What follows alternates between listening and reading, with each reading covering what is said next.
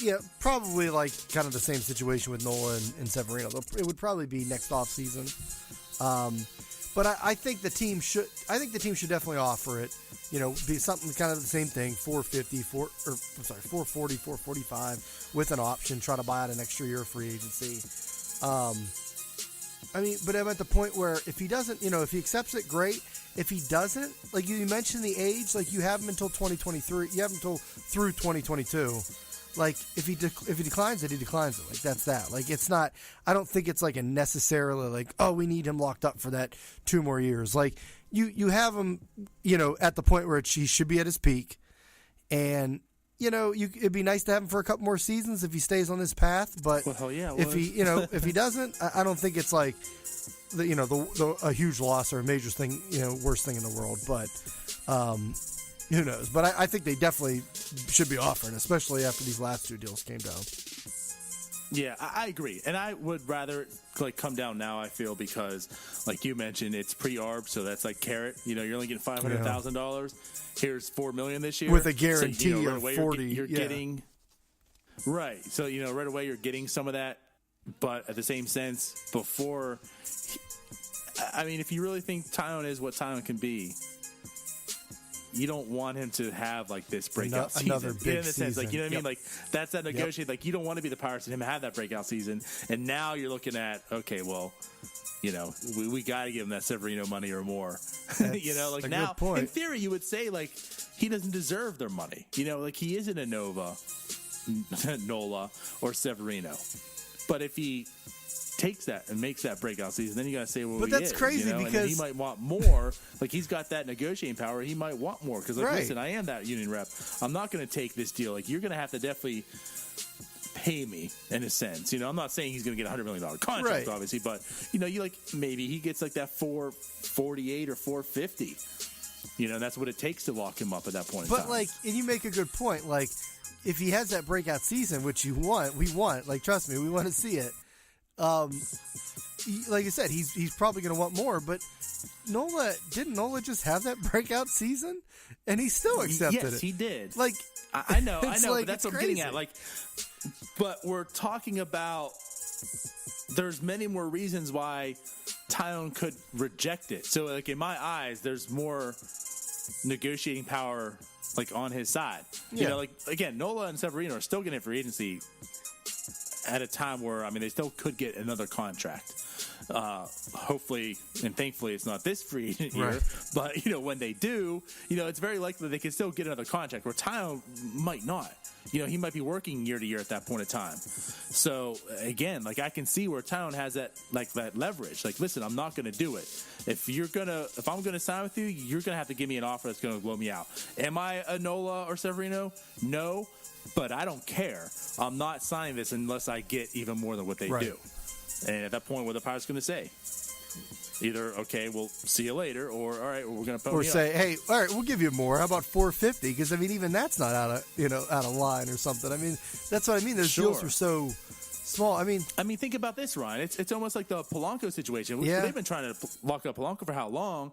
And Polanco, I think, had that same mindset. Like, you're not going to lowball me now. I'm going to break out, but he never really did. He was like, all right, listen, let me take that money. Right. you guys still got that deal on the table? Let me take I'll that take now. it now.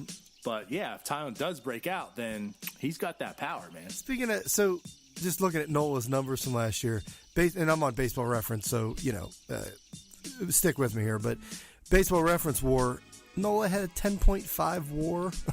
Like, he was unbelievable last year. That makes sense because of the ERA. Right. Yeah, which his FIP wasn't bad either. His what was it on Fangraphs? 5.6 on Fangraphs. Yeah, so because of 3.01. Yeah, that ERA and everything, brings it up just a little bit. But I saw it as like 10. I was like, Nola had pretty much the breakout season and still accepted it. And I get it. It's the guarantee of the money, but they would have been free agents after... after the whatever everyone's calling for the strike, basically after the CBA's up. So you would have to think that something would change in that aspect. Doesn't necessarily mean teams are going to spend any more then, but I don't know. It's like you're in arbitration. You just had an unbelievable season. It's kind of like, I don't know. Kind of you'd think they'd make more, but I don't know. I'm not them, so. Yeah, I would have thought more. I mean, because honestly, Ryan, like a 450 is still team friendly. Oh yeah. If you're getting that type of production, and the thing is, I'd like, say he is 460 consistent. Like, sure, would be. the ERA numbers haven't been there, but it's not like the Phillies have been good up until last year either. But when you look at the FIP, look at these, like, independent stats and metrics, they're all very consistent, and they pretty much say he is a very low 3 ERA type pitcher. I mean, FIP past 3 years, 308, 327, 301. Yeah. I mean, he's been very consistent with, like, the metrics, even though his ERA shows 4.78, 3.54, and then 2.37. So, I mean, he is a very good pitcher. So, absolutely. I mean, I feel like if you really got a 450, I would have looked at it and said, that's kind of about right. Right. Knowing where he's at, especially like Severino. But the 440, I'm like, wow, man, I don't know. That's kind of low. It was surprising. So, hopefully they get talking to Taillon and we'll find out if, I don't know, being the player rep and everything, what that ends up meaning, or, if it'll affect his decision and everything. I mean, just weirdly enough, think about this. Like, Felipe signed a 4-year, $25 million, didn't he? What was it? Yeah, speaking of team-friendly deals, that was another one, yeah. So when you look at that, like, that's a closer, and then as a starter, a Cy Young caliber starter, you're only getting $15 million more. 422 with 2 team options. I mean, very team-friendly. 22? Okay. Very team-friendly. I mean, I know but still, then that's $18 million, so it's not too bad, but yeah, but I mean, you throw the 2 team options on there. I mean, it's like that's it's basically like it's all on the team's side. Like it's all on the team's side of leverage there. Like it's exactly what they wanted. They have you at a team friendly deal. They have the options at $10 million, which they could end up trading you at that point and still say, hey, you can still have this guy for 2 more years. Yeah, Vasquez will make 4.5 this year, then 5.75, 7.75, and then the 2 $10 million team options, with a $1 million buyout and a $500,000 buyout the second year. Which, all right. But anyway, so there you go. All right, so let's move on from Taillon to everybody's favorite topic. It's Neal Huntington quotes. Oh, God. As he, just get ready, because Bob Nutting usually speaks to the media during spring training, or the team, too, so that'll be fun. We'll get that. Oh, Nutting talked about 7 springs. So, but anyway, yeah, so I don't even know which quote came first, but there was, Hurdle even got involved here. So, I'm just going to start with the first one. So, and I don't even have the exact quote in front of me because I don't really need it. But basically, Huntington's, right. Paraphrased it here. And I'm sure he was asked the question about, the minor league deals and adding Melky and adding Liriano and those types. And Huntington basically said that Melky and Liriano are still 2 quality major league players. And, they're happy to have them in camp and compete for, the job and everything, blah, blah, blah. And, of course, everybody freaked out. How could he say this about Melky Cabrera? These guys are on minor league deals, and Liriano, we got rid of him, and blah, blah, blah. Now, look, I get it. Look, technically, both of them were still major leaguers because they were on major league rosters last year. Like, they played pretty much a full season. I mean, right? I think Melky was with, the Royals? Is that where he was last year? Royals or White Sox, or where the heck was he? Well, he was with the White Sox, but, man, now I think he was with the Royals last year, but he was in a major league roster. So it's like technically he's telling you the truth. Right? Oh, sorry, I was wrong. He was with the Royals. No, it was the Indians. Then the Indians. Yeah, that's Royals right. were a while Because we were ago. supposed to trade for him, and then the Indians. Or we were supposed to sign him, and then the Indians. We were supposed to sign him. Right. So, anyway. So everybody freaks out. How could he say this about these guys? They're minor league deals. These guys are bums, blah, blah, blah.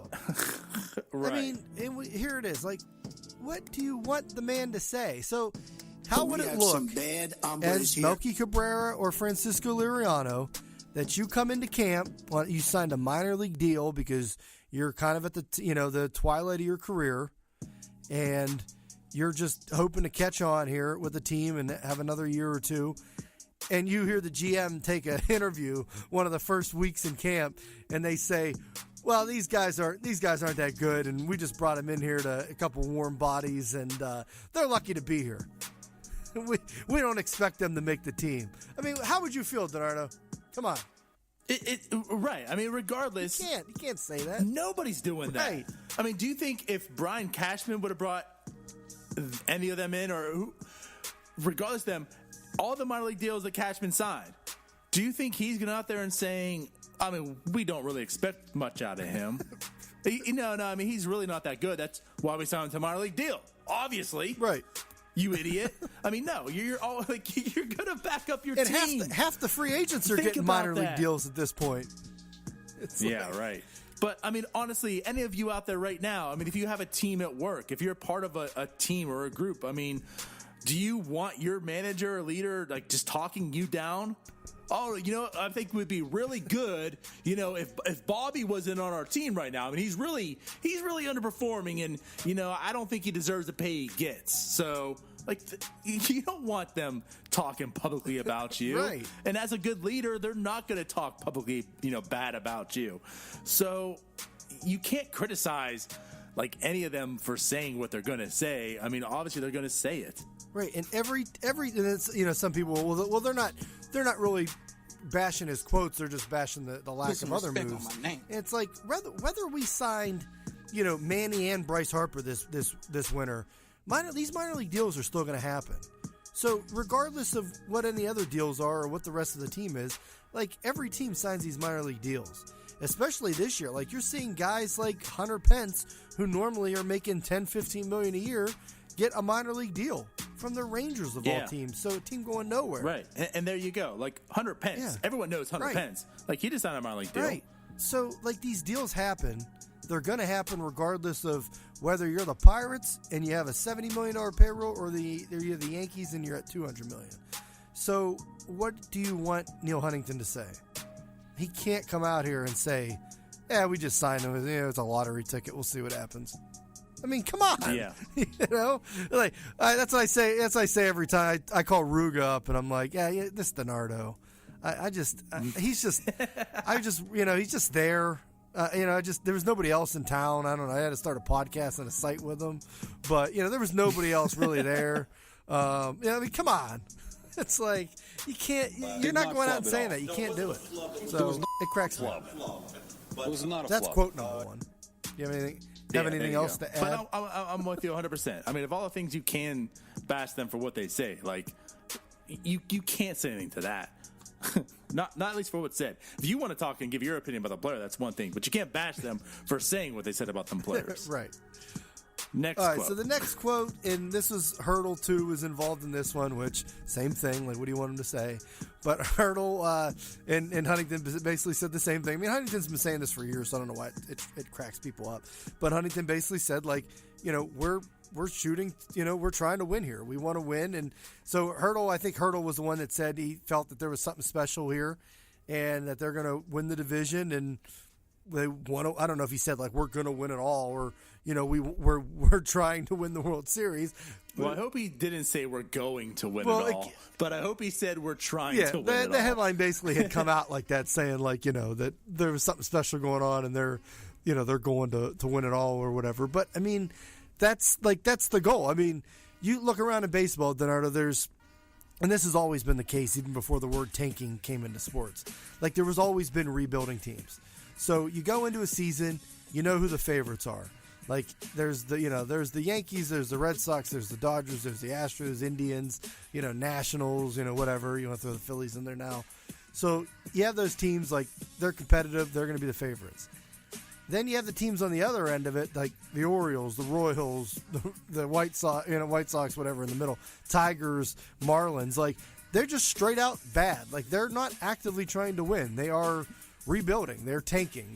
They are selling pieces off. They have young guys. They have prospects. Whatever. So you have like a handful of those teams, and then you're going to have teams in the middle that are hoping to compete. Like they think they have a pretty good team. They finished over 500 last year, and they're looking. They didn't really sell anybody off, so they're looking to build. And So you're going to have those teams